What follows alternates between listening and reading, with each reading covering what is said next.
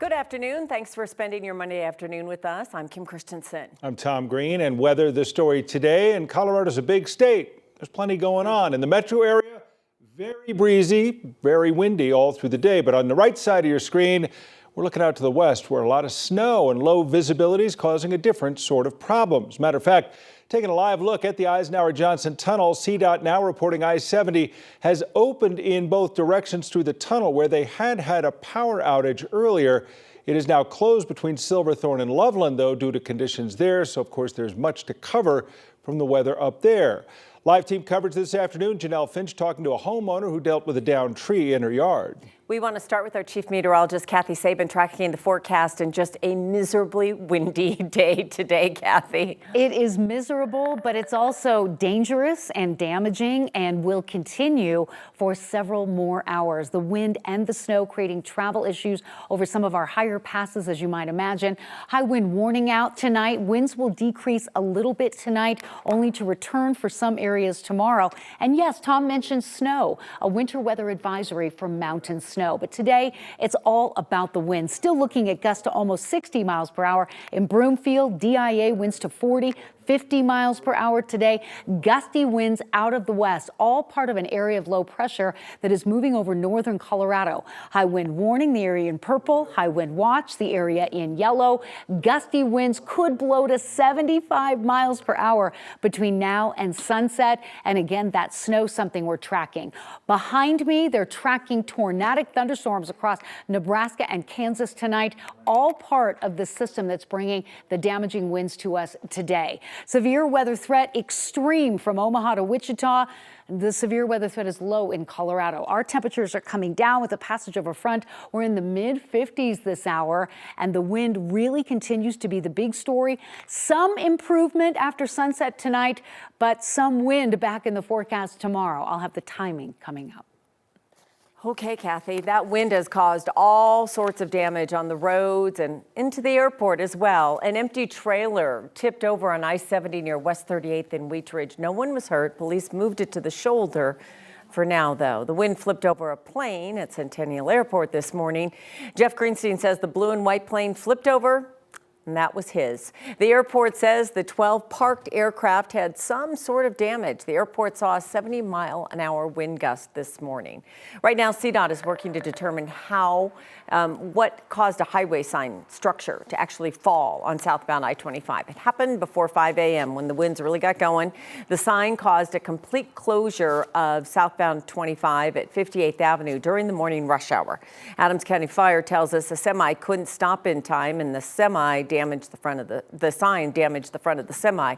No one was hurt. Crews had to cut the structure into pieces, though, so it could be hauled away. So it took about 5 hours to get the lanes reopened.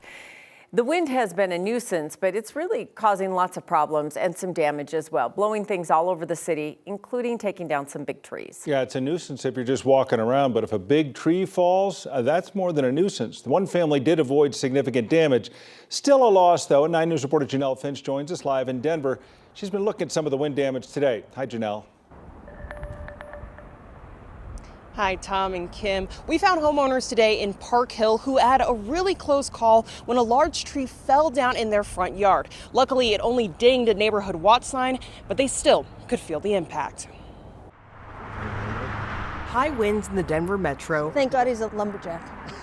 Have Park Hill homeowners Andy and Anna Parker making peace with loss. I guess we're going to have to plant a new one.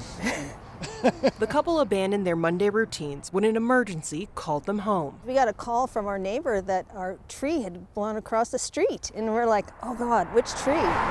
Strong winds uprooted a large pine in the Parkers' front yard. I don't know what the winds were here today, but obviously they were pretty strong because this tree's been up here for probably at least 75 years. At least 75 years. And down with it, we should get those off. memories. Junior school art projects. Our kids made them in kindergarten and first grade. Another stake to the heart. It's kind of sad. It was one of the anchors. And not a good anchor now. Their home was spared, but branches and a tree trunk blocked the sidewalk and road. Oh, that would be great. I appreciate that so much. Thank you. So the Parkers called for help. Here he comes. the first step in cleanup and a new cycle of life for the Parkers. Now, on the bright side, the couple does plan on saving 2 logs from that downed tree to add to their son's motorcycle course that they've built themselves in their front yard. Live in Denver, Janelle Finch, 9 News.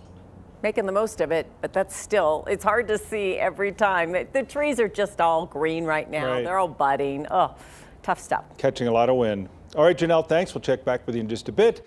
Of course, one area we know that's going to see very high winds, always does, Highway 93 over there in the foothills. A live look at the CDOT cameras there.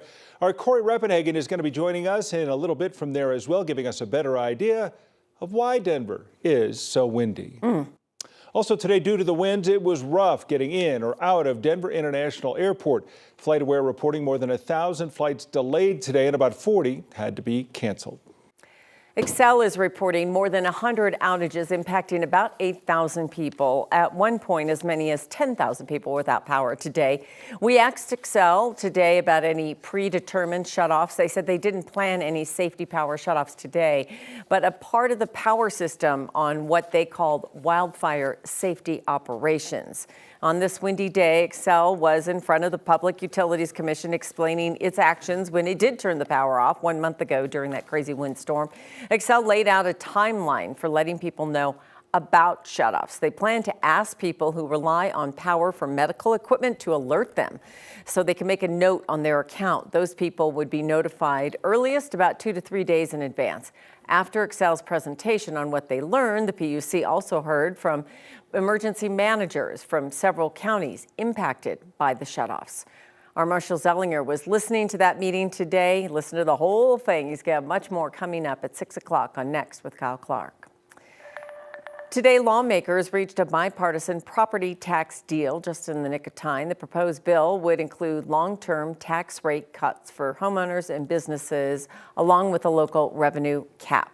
The bill keeps property tax rates steady this year and backfills lost revenue to local governments and schools. In 2025, the bill would limit how much property taxes local governments could be bringing in, with the exception of school districts. The bill was introduced at the last minute and could still drastically be amended before it's sent to a full House vote. This is huge.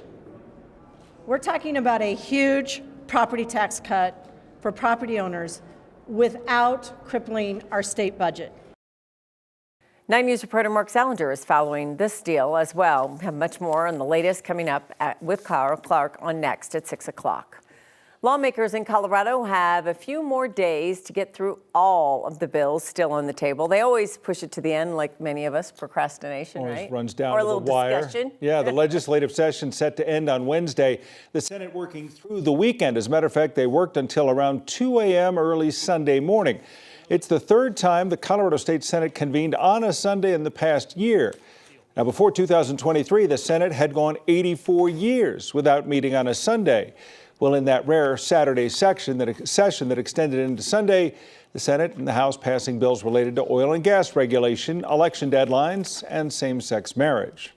And today, that bill that overhauls regulations of funeral homes is being sent to the governor's desk. If signed, regulators would be required to do routine inspections of facilities. That joins another bill passed last week that will make other requirements, things like background checks and having a degree in mortuary science. These bills would be a dramatic update, which would actually put Colorado on par with regulations that are seen in other states around the country.